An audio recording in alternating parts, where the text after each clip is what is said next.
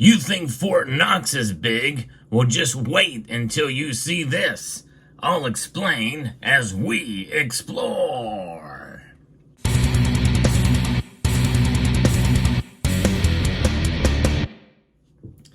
Imagine, if you will, a facility that stores gold and silver that's larger than Fort Knox that is not guarded by a U.S. military base. Well, that's exactly what is happening in Idaho, as shared with me by Twitch Radio. This is a very fascinating story and an amazing turn of events that I think could be a game changer with gold and silver storage out there. As this facility is owned by a very friendly organization, at least one would think would be the case. This is not typically what happens in this kind of scenario, as we'll discuss this here. I'm going to be referencing a piece from East Idaho News about a new gold and silver depository, and it can hold more than Fort Knox. Indeed, a gold and silver depository that its owner says can store more than Fort Knox just opened in downtown Eagle. And this is amazing to see this facility. I'm going to post a link in the description to this article so you can see what it looks like. Precious metals dealer Money Metals Exchange, based in Eagle, built a $28 million, 37,000 square foot extreme secure location for individuals, businesses, family offices, governments, yes, that's right, governments, and financial institutions across the globe to store high-value precious metal assets, according to what Money Metals had said in an email press release that was just sent out recently. It doesn't have the machine gun turrets on its corners as Fort Knox does. Fort Knox, which was built in 1936, about 30 miles southwest of Louisville, Kentucky, is considered the most secure bullion depository in the world, according to the U.S. Mint, which is under the U.S. Treasury that runs it. And I did posted a video recently talking about how, all the gold in Fort Knox is not owned by the Federal Reserve. It is indeed the Treasury Department, and it's managed by the United States Mint. This facility is something else, bigger, but it doesn't have quite the security measures. But it does have very good security measures indeed. The Eagle Depository does have North America's largest Class 3 vault, according to the company. It is the highest rated vault under the Underwriters Laboratory standards. It would take 2 hours for someone using common mechanical tools, electrical tools, cutting torches, or any combination of these to break in. That's obviously if they slip past security and surveillance and they're unobstructed to be able to do what they want to do there to break in. That's according to International Vault Incorporated, which is a manufacturer. The depository has advanced security measures, around-the-clock monitoring, secure access controls, and a security team made up of armed former law enforcement and military personnel, the company said in this news release. Now that is something, it may not be as secure as Fort Knox, but I doubt anybody's going to get in there, that's for sure. And, a lot of these precious metals depositories around the country, they have a lot of security and surveillance, and that's really key. But have armed guards there too, but obviously it doesn't have a tank or machine gun turrets around. A little different kind of security, but we'll be able to make this thing happen. But how could something like that be breached? Well, you never know. You've seen many movies about stealing precious metals and the like in secure facilities, and there's very clever ways that it can be done. But most of those things usually end up happening because of an inside job. Now, obviously, they're going to do a lot of background checks and other checks, maybe even routine checks on these individuals and folks to make sure they're vetted continually to make sure that the gold and silver are safe. The Western United States now has its very own Fort Knox, only substantially larger, Money Metals said. It is one of only about 10 private depositories in the United States, said Stephen Gleason, who is the CEO of Money Metals. And I don't know of any other bullion dealer that has such a facility like this. Now we know that most of the other major bullion dealers obviously store precious metals that they take and deliver to you, a warehouse, if you will. But I think this might be, correct me if I'm wrong, the first of its kind where they're going to be storing as a depository for of such a wide array of clients, including governments. And I think in a sense, that makes it, I think, top tier and probably more than likely trustworthy. I say that considering that I've covered recently about a big scam involving a gold IRA company who actually has sublet, I guess, or worked with another organization to store precious metals. And, you got to be very, very careful with who you deal with. Oxford Gold Group turned out to be one big fat scam in the end.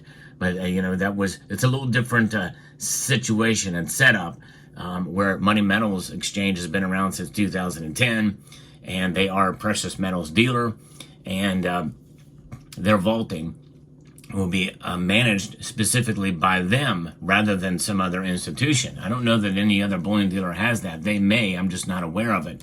But this is going to be a very big operation for a company who really is not quite as popular, I don't think, at least from the community. I don't see as many people saying they have bought precious metals from Money Metals Exchange as they have SD Bullion, JM Bullion, and APMEX, and some of the other bigger players out there. But it very well could be. I mean, we're going to get some statistics of what the kind of business they do here in a moment.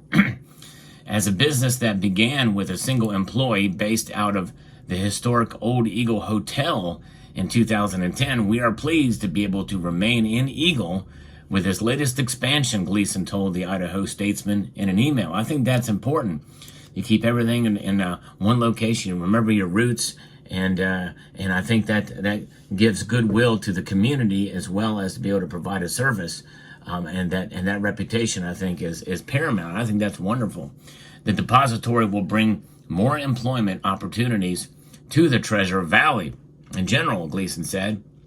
Money Metals said it now has 100 employees and delivers as many as 40,000 gold and silver orders per month. Now, again, I don't know how that compares to the other companies, but that's pretty good, I would say. That's a fair amount of business.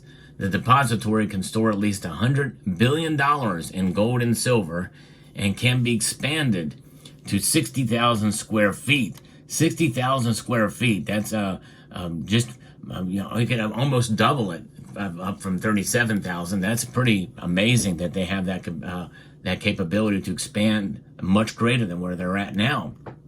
The construction project involves several local firms, and then they'll list them here. I don't know if you're that interested in it, but that's fascinating to see that they work with local construction firms and organizations to be able to make this thing happen.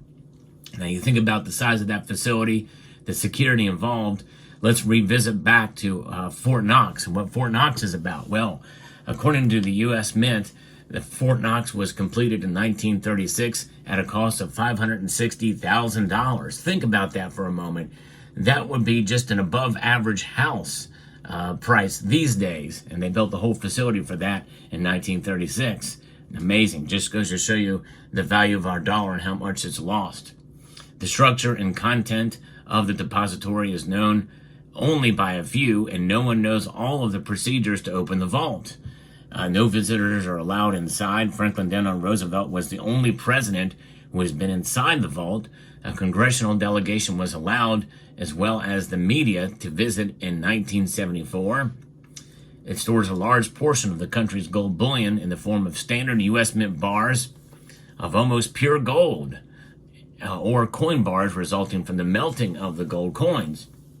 It holds 147.3 million ounces of gold.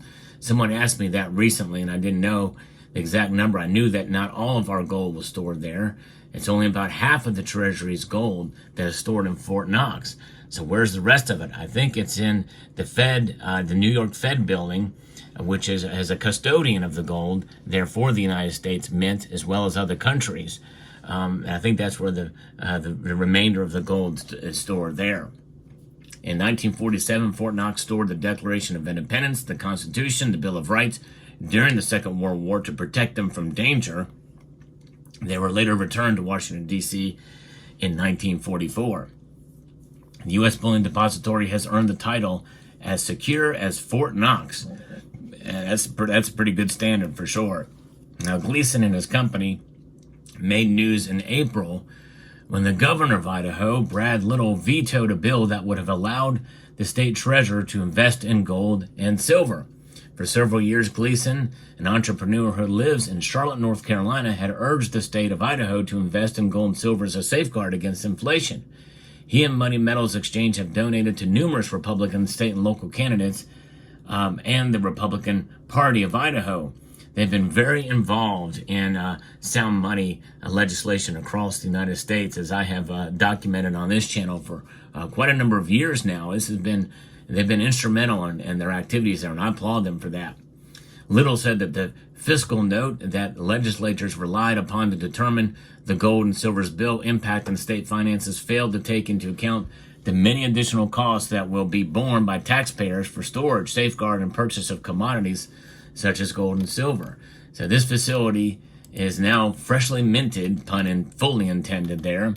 I'll be very curious to see what it will cost, but I think this is great, and I think the fact that it's directly owned and tied to the bullion dealer itself means it's likely got that more. They have skin in the game, and are much more likely to be transparent about your holdings if you store them there. Still provides counterparty risk if you do plan on storing your precious metals with any bullion depository, up to and including even Fort Knox, if you think about it, if they had such a service.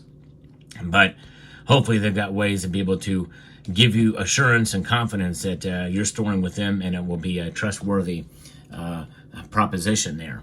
So there you go. Fascinating story. Thanks again to Twitch Radio for sharing this with me, and so that I can share it with you. Let me know what your thoughts are in the comment section down below. Hope you found this video informative, insightful, and educational. I would like to extend a multitude of gratitude to you all for taking the time to watch, and to encourage you to please rate, share, comment, and subscribe.